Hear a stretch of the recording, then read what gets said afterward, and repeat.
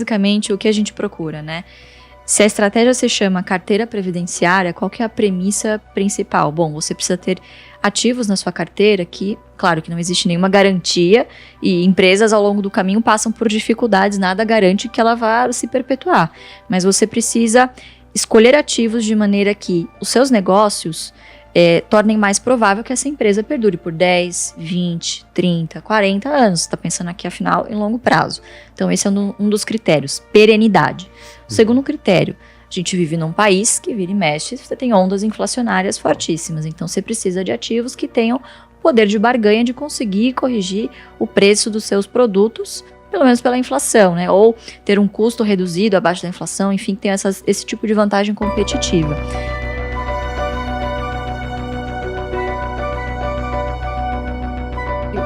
O trabalho mais doloroso de você fazer no início é selecionar as ações que você vai acompanhar.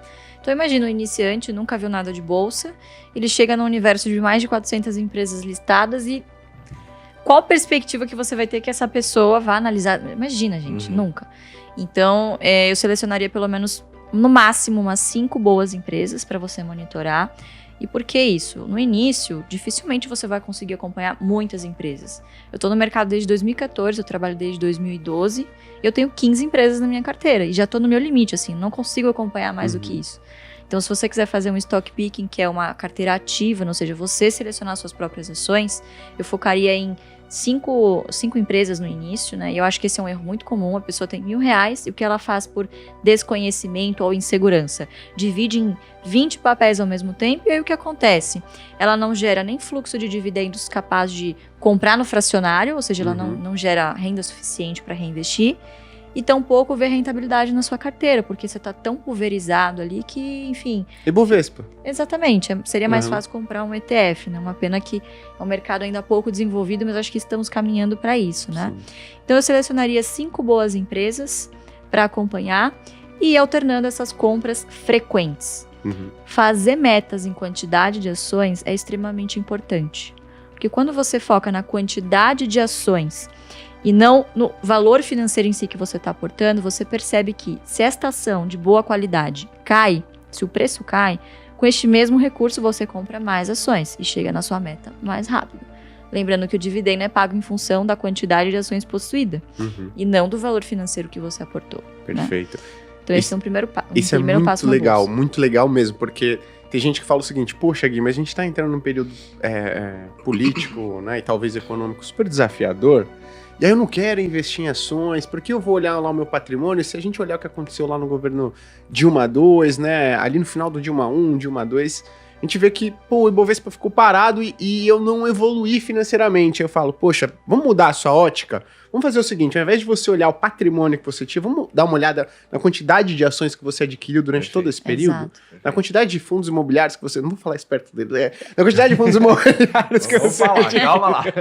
Né, ou fundos imobiliários ou ativos de renda fixa que você adquiriu ao longo desse período. Poxa, você acumulou uma quantidade muito grande de ações, de ativos nesse período. Então, nesses momentos desafiadores, né, principalmente, que você não fica super empolgado e tal, você pensa em desistir, dá uma olhada na quantidade. Isso é muito bacana. Exatamente. Né? E no fluxo de dividendos pingando também, né? Isso dá um certo conforto para quem está começando também. Perfeito. Aproveitando que você comentou, você falou para escolher boas empresas. O que é uma boa empresa, na sua opinião?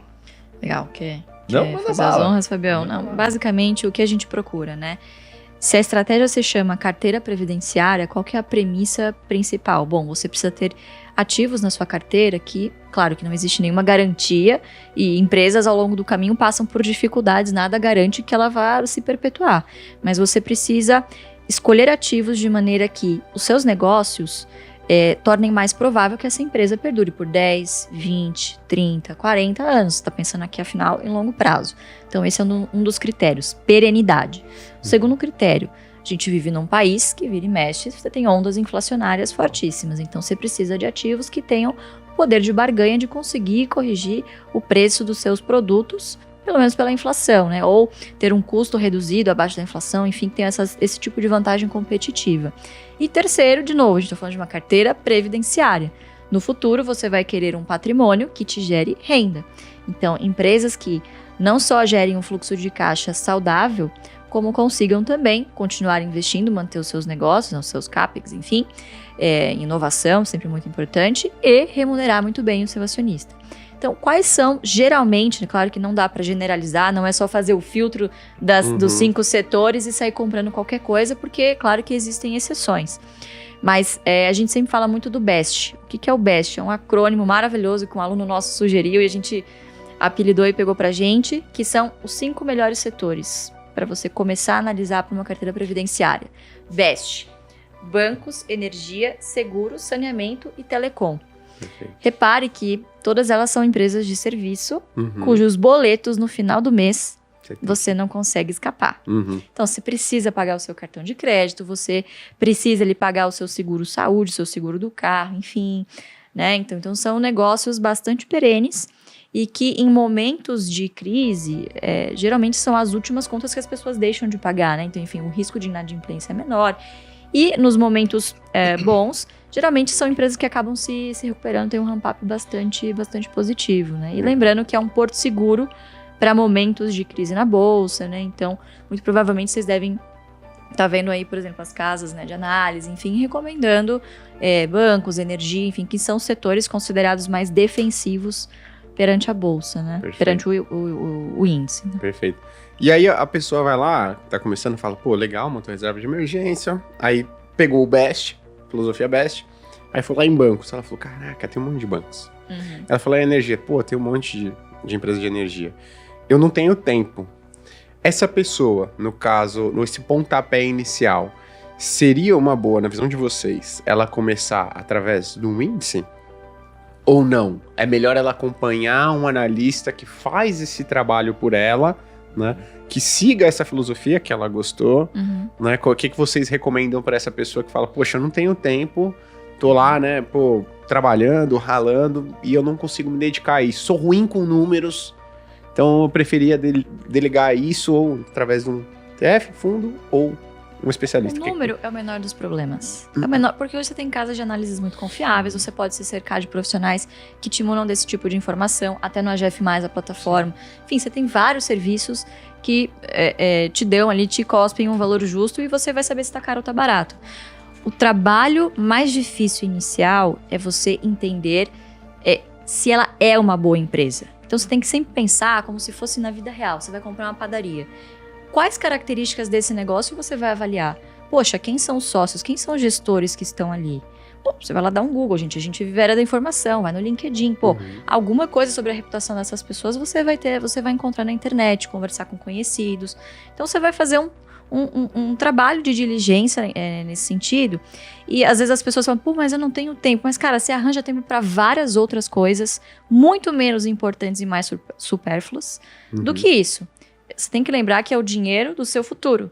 E você vai pagar um preço muito caro se você, obviamente, não fizer esse negócio direito. Agora, obviamente, isso torna implícito de que você precisa estar disposto a fazer esse tipo de trabalho. Por que aqui a gente não acredita muito em você investir em índice? Porque, infelizmente, não distribuem dividendos e, se distribuíssem, seriam tributados. Então, não há vantagem aqui, diferentemente dos Estados Unidos, em que os ETFs, bons ETFs, distribuem bons dividendos e, né, enfim, lá o dividendo já é tributado, mas, diferentemente do que ocorre aqui, não haveria essa vantagem, exatamente. Então, você tem que estar disposto, né, Fabiano? Acho que é um acordo com você mesmo de que, poxa, você vai ter que sentar e vai estudar. Isso não acontece do dia pra noite, né? Mas você não pode ficar refém também desses bons profissionais. Você precisa ter uma opinião, uma crítica. Perfeito. Poxa, você, em última instância, você seria sócio das pessoas que estão ali, deste negócio? Entender o que a empresa faz é o mais importante de tudo. Total. E justamente por isso que o BEST acaba sendo uma coisa muito fácil, porque faz parte do dia a dia das pessoas. Poxa, é fácil você entender o que um banco faz. Empresta dinheiro para as pessoas. Como que o banco vai perder dinheiro? Se as pessoas começarem a não pagar. É isso, basicamente isso, entendeu? Perfeito. Então, fazer o feijão com arroz, o simples, bem feito, é tudo que a pessoa precisa, né, no começo, quando ela está começando, para não cair, obviamente, nessas narrativas que de vez em quando o mercado constrói e cria aquelas preferidas e você não consegue se desvencilhar. Quer dizer, quem não tinha a Magazine Luiza 2 anos atrás era louco, né? Então, acho que é criar esse bom senso, esse senso crítico, mas isso, obviamente, demanda tempo para